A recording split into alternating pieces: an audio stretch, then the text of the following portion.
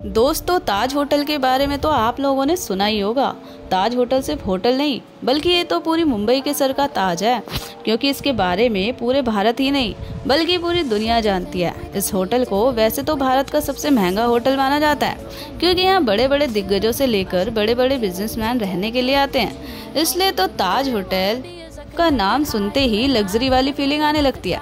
ये हमेशा ही लोगों को अपनी ओर आकर्षित करता आया है, इसलिए तो यहाँ जाना बहुत से मिडिल क्लास लोगों का सपना बनकर रह जाता है। दोस्तों, क्या आप जानते हैं कि ताज होटल को कब बनाया गया था और ताज होटल में काम करने वाले कुक दरबार की सैलरी कितनी है, और यहाँ पर काम करने वाली सभी लड़कियाँ इतनी खूबसूरत क्यों होती हैं, और यहाँ काम करने के लिए क्या क्या करना पड़ता है? अगर नहीं तो आज की इस वीडियो में हम आपको बहुत सी रहस्यमयी बातें बताने वाले हैं। समुद्र के पास बने आलीशान होटल ताज में काम करने का एक्सपीरियंस भी काफ़ी अलग होता है। अगर आप इस होटल की लग्जरी लाइफ का अंदाज़ा लगाना चाहते हैं तो आपको सबसे पहले ये जानना होगा कि यहाँ पर काम करने वाले लोगों की सैलरी कितनी है। ये पूरे भारत का सबसे बड़ा होटल है, इसी वजह से यहाँ पर काम करने वाले वेटर की सैलरी 1 लाख से 6 लाख तक होती है।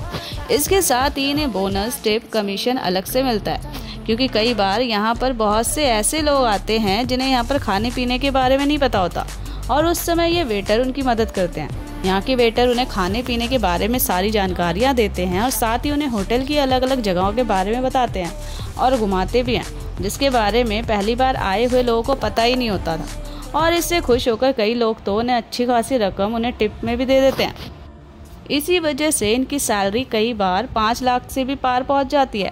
ताज होटल में काम करने वाले कुक या शेफ बहुत ही टैलेंटेड होते हैं, इसलिए यहाँ पर काम करने वाले छोटे से छोटे कुक की सैलरी 1 लाख से 11 लाख तक पहुँच जाती है।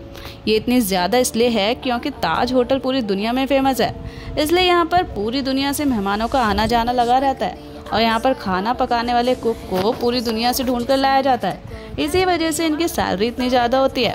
जब आप होटल के अंदर एंटर करते हैं तो गेट पर खड़े दरबान सबसे पहले आपका स्वागत करते हैं। इन दरबानों की सैलरी 50,000 से लेकर 2 लाख रुपए तक होती है।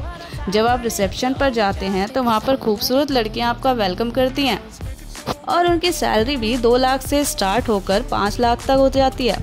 आप ताज होटल घूमने जाते हैं और वहाँ रुकते हैं तो आपको कितना किराया देना पड़ेगा? तो आइए चलते हैं, हम आपको बताते हैं। ताज होटल में 570 कमरे हैं और 45 स्वीट्स बने हुए हैं, और यहाँ एक कमरे के 25,000 एक रात के लिए देने पड़ते हैं।